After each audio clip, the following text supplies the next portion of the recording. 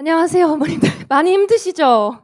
제가 자세하게 저에 대해 소개를 해드리고 싶은데 어머님들 많이 힘드실 거 너무 이해돼서 짧고 굵게 설명을 해드릴게요. 저는 일단 국어를 담당하고 있고요. 분당 두각에서는 지금 1년째 강의를 하고 있고요. 분당 지역에서는 좀 오랫동안 강의를 해왔어요. 그래서 약간 경기 남부 분당 전문가라고 생각하시면 될 것 같고, 저를 그냥 단순히 수능 강사라고만 생각하지 마시고 내신까지도 함께 끌고 갈 수 있는 강사라고 믿고 들어주셨으면 좋겠습니다. 자, 우선 겨울방학 정규 수업이랑 또 언매 특강이 있는데 그 두 가지에 대해서 설명을 드릴게요. 저는 네, 뭐 간단하게 분당에서 오래 강의한 강사다라고 일단 말씀드리면 될 것 같고요.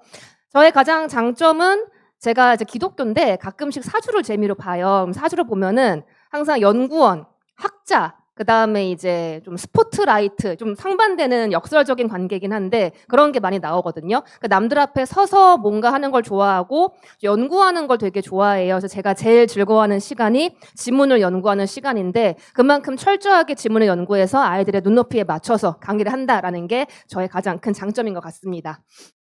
자, 우선 올해 수능에 대해서 좀 얘기를 들어보셨는지 모르겠는데 항상 이제 불수능 하면은 국어가 좀 변별력이 있게끔 나오죠. 그래서 올해도 이제 못지않게 국어가 어렵게 나왔는데 이제 국어라고 하는 과목이 아시겠지만 단순한 암기라든가 그냥 단순한 글 읽기로 해서는 충분한 점수가 나올 수가 없어요. 정말 깊이 있는 사고력, 이해력, 추론, 판단 능력 등등을 요구를 하는데 그런 것들을 또 짧은 시간 내에 처리를 해야 하니까 아이들에게 부담이 엄청나게 클 수밖에 없죠.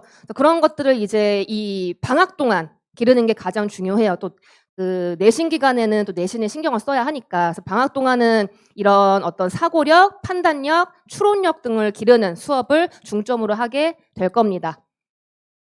자, 일단 파트별로 정리를 해놨는데 문학 같은 경우는 올해 수능에서도 나왔지만 이제 평가원에서 너네들이 모르는 지문을 내겠다 해서 되게 낯선 지문을 많이 내요. 그런데 아이들이 뭐 대표적인 작품들은 다 모든 학원에서 공통적으로 수업을 하지만 낯선 지문 나왔을 때 이거 내가 어떻게 해석을 해야 하지 되게 막막함을 느끼거든요. 그런 거를 기를 수 있는 힘을 같이 훈련을 할 거고요. 그다음에 독해 아까 말씀드렸다시피 추론하고 사고하고 판단하는 그런 능력 강화하는 측면에 초점을 맞추고 문법 같은 경우는 이제 교과서 개념에 충실해서 출제를 하는데 그거를 어떻게 문제에 적용하는가가 관건이에요. 그 적용하는 게 굉장히 어렵게 나오거든요. 그래서 그런 것들을 개념 탄탄하게 다지고 많은 평가원 기출 통해서 좀 실전 적용하는 스킬을 기르도록 할 겁니다. 지금 방학 동안 수업을 할 거를 좀 정리를 해둔 건데 우선 뭐 이런 문학의 개념 이해라든가 현대문학, 고전문학 다 두루두루 다루는 거는 기본적으로 들어갈 거고요. 제일 제가 중요하게 다룰 것은 선지를 분석하고 그 다음에 복이라고 하는 외적 준거를 이용해서 어떻게 문학 작품을 감상하는가 그런 쪽에 초점을 둘 거예요. 그래서 예비 고1 같은 경우에는 개념을 철저하게 다지고 그 다음에 문학 파트별로 어떻게 다가가야 하는가에 주안점을 둘 거고 예비 고2 같은 경우에는 낯선 지문, 그 다음에 선지와 보기 적용 훈련 이쪽에 주안점을 둔다라고 생각하시면 됩니다. 너무 빠른가요? 자, 그 다음 독서 같은 경우에는 일단 독해라고 하는 것도 기본적인 원리가 있어요. 그래서 패턴이라는 게 있는데 어떻게 이 지문이라든가 선지를 좀 판단하는가에 대한 패턴을 기본적으로 좀 설명을 할 거고 그 다음에 이제 그 지문 유형이라는 게 있습니다. 뭐 경제라든가 제가 약한 게 경제 아니면은 좀 과학 기술 이쪽에 약한데 또는 뭐 철학이라든가 예술 다양한 지문이 있고 지문별로 공략할 수 있는 스타일이 있어요. 주로 나오는 개념들도 있고 배경 지식도 있고 그런 거를 쌓을 수 있도록 훈련을 할 겁니다. 가장 중요한 거는 문제를 해결할 수 있는 능력인데요. 이게 점점 어렵게 나오고 있어요. 지문을 읽는 것도 어렵고 이거를 내가 해결하는 능력도 어려워지기 때문에 아이들이 이런 거에 대한 대비를 좀 많이 해야 합니다.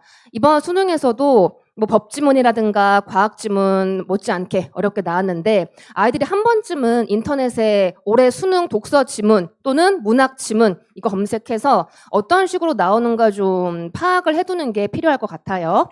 자, 마지막으로 문법 같은 경우에는 개념 같은 경우에는 평가원에서 교과서에 충실하게 내고 있는데 개념을 들을 때는 아이들이 문학도 그렇고 문법도 그렇고 크게 어렵게 느껴지지가 않아요. 한 번 들으면은 아 이게 음운 변동의 첨가구나, 아 이게 문학의 역설법이구나라고 하는데 그게 쌓이고 쌓이다 보면은 섞여요. 그래서 제가 가장 중요시하는 게 우리 뭐 운동 선수들도 개념 기본을 잘 다진 선수들이 좀 역량을 잘 강화할 수 있고 뭐 그런 것처럼 이 개념을 철저하게 다지는 거를 가장 강조를 하고 있거든요. 그래서 아이들이 절대 헷갈리지 않게끔 개념 훈련할 거고 예비고의 같은 경우에는 이 개념이 교과서에서 조금 더 깊이 있게 심층적으로 들어갈 거예요. 약간은 좀 어렵게 느껴질 수도 있는데 기본부터 해서 단계별로 심화를 해서 수업을 할 거고 예비고 1은 기본에 충실한 수업을 할 겁니다. 그다음에 최근 평가원 5개념 기출해가지고 문제 풀이 적용하는 훈련을 할 거고요. 강의 구성은 방금 얘기한 것들을 조금 더 세세하게 얘기를 한 거니까 그냥 참고를 하시면 될 것 같고요. 특히나 이 방학 동안 고1도 예비 고1도 그렇고 예비 고2도 그렇고 고전은 좀 끝내놓는 게 좋아요. 고전은 어차피 범주가 정해져 있잖아요. 돌아가신 분들께서 다시 살아나서 새 작품을 쓸 수 있는 게 아니니까 그러니까 좀 패턴도 있거든요. 뭐 자연 친화하는 게 있고 왕에게 왕 좋아요 하는 게 있고 뭐 사랑 타령하는 것도 있고 이런 게 정해져 있으니까 처음에만 어렵지 되게 금방 끝내기 좋은 부분이니까 꼭 아이들이 방학 동안 고전은 끝낼 수 있게끔 집에서도 많은 어필을 해주시고요. 그 다음에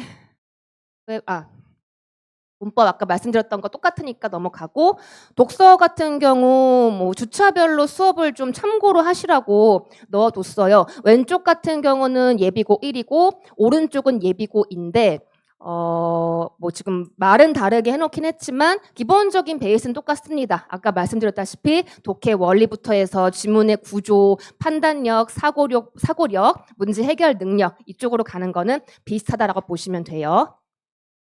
그 다음에 이제 제가 방금 말씀드렸던 거는 수능 정규 수업이었고요. 언매 특강을 또 따로 이번에 하게 됐습니다. 평일 수요일 날 6시 반부터 9시 반까지 예비고 2를 대상으로 하고요.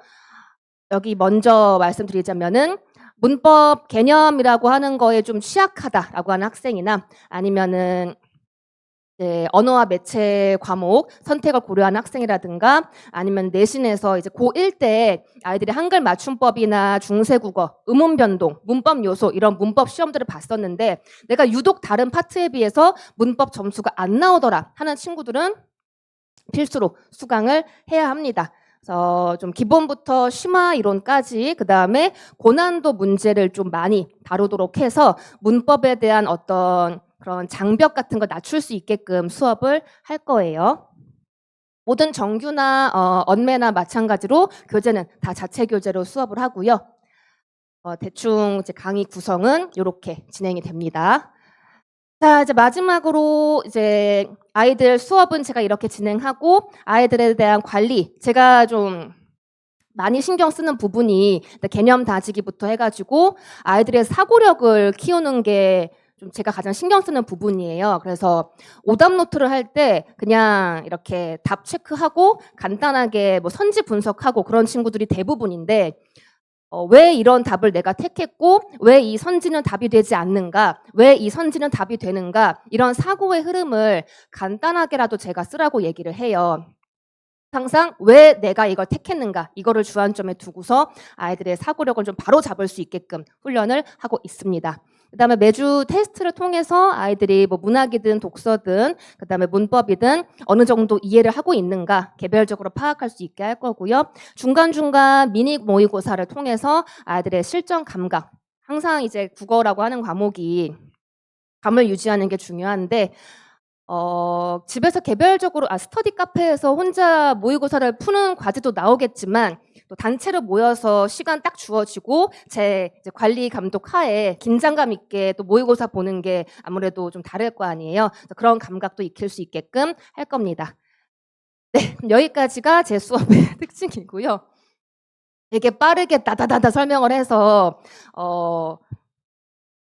합니다. 빠르게 좀 진행을 하다 보니까 혹시 질문 있으시면 질문 받을게요. 많이 힘드시죠? 국어라고 하는 과목 이제 수능에서 이제 불수능 할 때 뭐 수학이란 과목은 저도 정말 수학을 못하던 사람인데 수학이란 과목은 우리가 초등학교 때부터 선행을 막 하잖아요. 어려운 거를. 그러다 보니까 만점자가 뭐 한 2,000명 정도 나오기도 해요. 근데 국어라는 과목은 중학교 때만 국어 너무 어려워하는 친구들 아마 거의 없을 거예요. 자소서 몇 번만 보면은 웬만한 점수 나오잖아요. 그래서 아이들이 이제 고등학교 도달할 때까지는 국어에 대한 난이도의 체감을 딱히 못 합니다.